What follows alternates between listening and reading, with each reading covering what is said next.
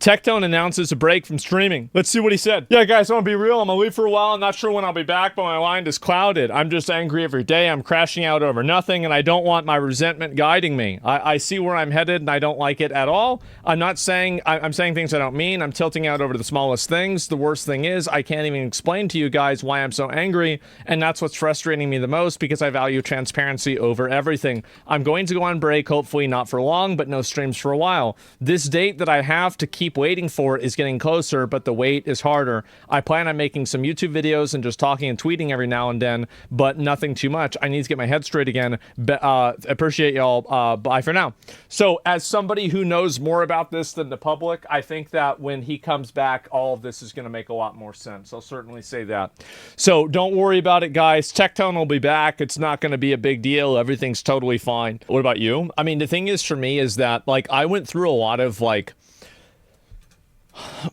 for me, I think that a lot of people don't understand that, especially somebody in Tectone's position and somebody that, like, is out there all the time talking and interacting with people and making content and putting themselves out there constantly.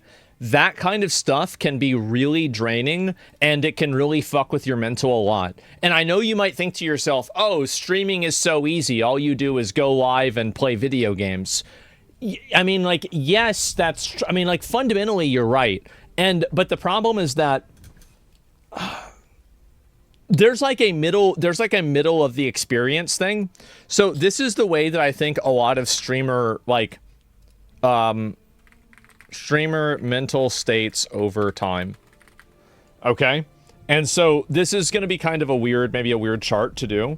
But I'm going to go ahead and, let me just do this. I'll make it darker. That way it's easier for you guys to read. It's not as bright. Streamer mental over time.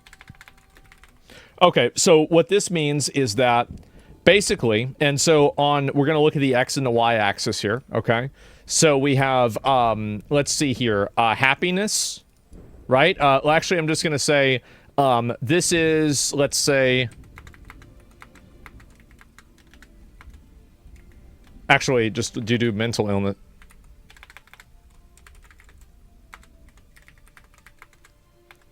Mental illness level, right? Okay. And then we're going to have over here, time spent streaming. Okay. So this is what happens to streamers.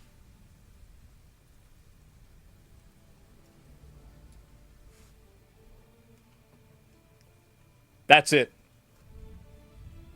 And so anyway, what we have right now is that basically whenever people start streaming, they're not really mentally ill. They're just enjoying streaming. They're having fun. Everything's going great. They're happy. They have their viewers, their community. They don't really care about how many viewers they get. They don't care about anything else. They're enjoying themselves. Everything is good, right? And so this is like, I don't really want to give people examples. I don't want to give examples of people that I think have like high levels of mental illness for streaming. I have them. I have a lot of examples, okay? So actually, you know what? Let's go ahead and just use me as an example. Me in 2016. I would stream every day. I didn't really care about viewers or anything like that. I'm just going to look at myself. And then, so I'm going to look at me and then over time, 2018 to 2019, right? And I would say that this was like peak mental illness time. I was rage quitting video games. There was all kinds of big issues, etc. Me, 2020 to now, right? And so Dark Souls era, right? And so what happens is that streamers, especially as they grow, a lot of streamers get addicted to the popularity that they're getting and the attention that they get. And in doing so, I think it creates a tremendous amount of mental illness. And as time goes on, there are streamers that have transcended this and no longer had these problems. Do you remember whenever Summit punched his monitor and turned off his stream, and then he was having issues with his stream? That's whenever he was up here. Now he's not up here anymore. Now he's down here. He clocks in, he chills out, he enjoys his stream, everything is great, okay? Going offline, guys. I'm going to give you another good example. Chance. Do you remember Chance would have like all these weird dramas and like dumb shit happen back in the day? And like this is like very, very long time ago, like with his ex-girlfriend Leia, etc. And like Chance would have dramas and problems, etc. That's whenever he was up there. Now he has, again, achieved a degree of enlightenment and he enjoys what he does and he's happy again, right? And so everything's okay. Lyric, I mean, he doesn't even have cam, right? So it's hard to even get a great read on like the way he felt about stuff. But Lyric is definitely down here. He's been streaming for a long period of time and he's totally comfortable with it. Speed, Lyrics, I feel like Lyrics all the time. That doesn't apply to everyone. I'm going to permaban you for that comment. You're going to be permabanned for saying that a graph that does, you're going to be permabanned for saying that a graph doesn't apply to every person. Yeah, you're just getting permabanned. Like I don't even want to explain it to you. It's just a waste of time. So anyway, and this is what happens in general, right? And so anyway, basically, streamers as they stream longer, I think that it negatively affects their mental state. And I've seen so many streamers, like it's actually crazy how many people behind the scenes have like these crazy weird mental issues. Like it's super, super common. It's way more common than you would expect. Like I would expect like maybe some people to be like that, it to be kind of popular, but no, man, like it is crazy, crazy, crazy prevalent. And it's shocking to see how many people are like that. And so that's basically what's happened so far. Do you think the graph changes the mental issues coming into the space? Well, of course, I mean, obviously there's a million, coinciding variables and factors that come into play, but I'm just making a general statement on the way that I've seen things happen, right? Do you realize this type of behavior is happening to anyone growing up? It's not unique to streamers? Yeah, sure. But I think that streamers are broadcasting it all the time, so it's more easy to identify and to track and to, basically observe over time. And that's the reason why. It goes hand in hand with imposter syndrome. Yeah, because like the problem is that when a lot of people reach like a degree of popularity, like right in here, many people develop imposter syndrome. I'm one of the only people that never did that. When I got 10,000 viewers for the first time, like me and McConnell, we were streaming late at night, and about 3 or 4 months, probably maybe 4 or 5, but I think about 4 months or so, we went from getting like 1,000 viewers to getting like 8,000 and 9,000 viewers. Like, we were at the top of Twitch. This is at fucking 4 in the morning, by the way. 7 in the morning. Like, we were streaming. And I remember back at the time, I was never thinking, do I have imposter syndrome? I was thinking, oh, only 9,000? There should be more people watching. This is the best content on the website. Everybody else sucks except for me. I'm better than everybody else playing the game. Why isn't more people watching me? And you know what I did? We just kept going. And then we hit 10. Then we hit 20. Then we hit 30. Then we hit 40. And then we had over 100,000 in Classic WoW. So we just kept going. And so that's all it was. Humble. Yeah, exactly. No, y'all don't understand. My level of ego is, at this point, I don't have an ego at all. I've got no ego. Go back in time to Asmongold 2012.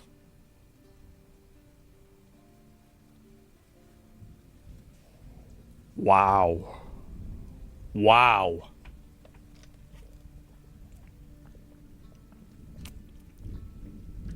That's bad. That was real bad. Yes. And so anyway, Omega, exactly. And so Humble, yes, exactly, can't have imposter syndrome when you are the syndrome. Yes, definitely. And so that's the reason learned humility at the ripe age of 30. I think that, when did I learn a bit of humility? I think that it was when I could no longer be as good as I thought I was in the game. In World of Warcraft, because like back in the day, I could always play longer, put in more time, put in more effort, outthink, outmaneuver, and come out ahead of anybody, right? Like I would have the best logs, basically. I would have the best gear. I would be like top on my server all the time. But then at a certain point, I couldn't keep up with it anymore. And I realized that I had tied so much of my, you know, like my consideration on like my ability to do things and achieve goals on this video game. And after Nighthold, well, I mean, I'd say a little bit before then, honestly, but like Nighthold was definitely the beginning, right? And I realized that, and after that happened, I kind of just stepped away, and I was like, you know what? Actually, like, it doesn't really. It's just a video game, right? It doesn't really matter. And so, like, that's really what it was for me. Yeah, you grew up with morals. I mean, not really. I mean, but that's it. Caught on middle-aged internet was something to have an ego about. To be honest, yeah, bro. Like, it was a big deal. When you're young, it's all you think about. Yeah, exactly, right. Losing someone you love often teaches humility as well. Yeah, I mean, like, I think that definitely sucks if that happens to somebody, for sure. But anyway, so yeah, Tectone having this happen, I hope that he's able to get through it. I see a lot of people that go through it all the time. I went through it myself, and I think many people will. And I just hope they're getting the help they need. I hope they have a support group around them. And again, I think that once Tectone comes back and is able to kind of express kind of where he's been coming from and what's been going on with him, I think that a lot of his behavior will make a lot more sense. So yeah, that's about it. What makes you put so many hours into streaming? What makes me put so many hours into streaming? I like it.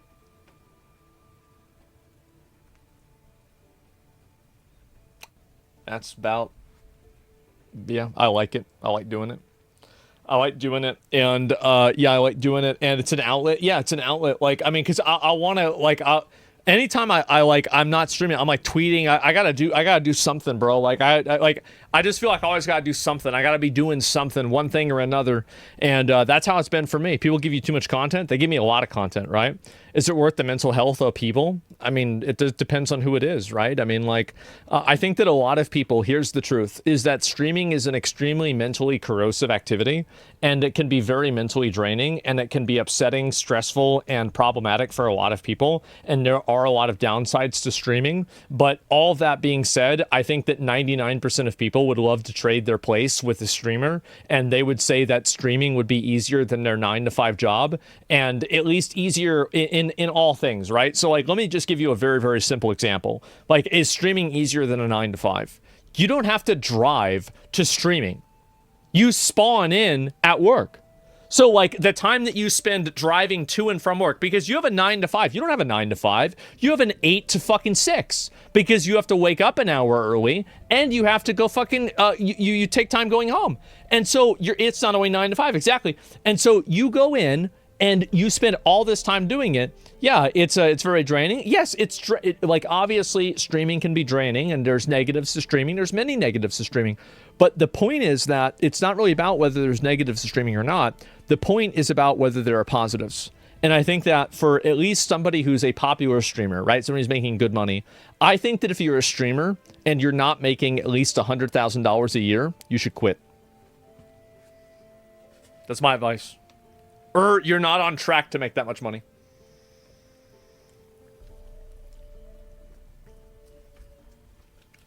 Here's the reason why. Streaming is such a unique job that it's hard to take those skills into any other career at all. And $100,000 isn't a lot of money nowadays. And I'm speaking from the perspective of a man who lives in Austin, Texas. This is a place where, like, a shitty house is worth $300,000, right? But, like, and I understand, like, so if you're a guy, you're living in, like, Indonesia, for example, right? We looked at that the other day. $100,000 is like you're fucking, you know, Elon Musk. But what I'm saying is that plus no 401k, yeah, you don't have, there's a lot of social safety nets that jobs provide and opportunities that jobs provide, like things like health insurance, etc., that you don't get as a streamer. And also, like, you're not developing any career skills in a lot of cases. Like, for me, it's a very unique situation because I started multiple businesses while streaming, but that was also something that was a result of me. I mean, I went to school for business, right? And it was something that I was passionate about also. And I'm also a very, very small minority. And if you want to think about something else, think about all of the different businesses that I've started, how, I'm just going to say it, massively fucking successful they are through primarily no fault of my own, because it's the team doing it, not me. Like, obviously I helped and I was able to get the word out there and I was able to, make some decisions, and I help out every once in a while. But I am not the causal factor for, any of the organizations or anything like that to be successful. It was other people, right? But I try to be a conduit to help find those people and to help empower them to do their job even better. But the point is that if you look at the successes that I've had over the years, I mean, I think I've got a really good fucking ratio. Like, I've got a great ratio. I have. I've done very, very well. And so, yeah, a good team reflects a good manager and owner. I understand that, but it's also important to make sure that you recognize that you have the good team. And so that's really it. And so I started, obviously fucking, OTK, Mythic, Starforge, Mad Mushroom, all of them are doing extremely well. Like, I mean, I'm not really involved that much with them anymore. Like, I'm friends with everybody involved. I'm not really that involved. I mean, maybe, like if they're doing an event or something like that, maybe I'd show up because it's people that I know. But, I've kind of decided to go my own way because, I just feel like, again, and this is a conversation, actually, this goes back to like what I was saying with Tectone, right? I mean, Tectone does like controversial content, and he did the same thing with Mythic, right? He's like, I'm going to step away and not really be involved with this anymore because I don't want to have like AoE damage for things like I did. You started OTK? Yeah, I did. You go back to the video. I was the one that I announced it to 100,000 viewers. Yeah, I did. And it was good. And so that was it, man. So vacation reasons, and so anyway, no, and again, like we had a lot of we had a lot of positive successes, right? But that's it. Maintaining a little ownership, I mean, to a degree, right? But like not in an ongoing way, if that makes sense. It's very complicated, and the reason why is that the way the company was started, I didn't want to have my own personal involvement in it for privacy reasons. So it's very complicated for me to answer that. But like yes and no. And anyway, let me go back. I'll see this here. Do you do more shit to help the game devs? Maybe. We'll see what happens, right? And would you say you're financially well off because of smarts or people? Well, maybe it's smart enough to pick the right people.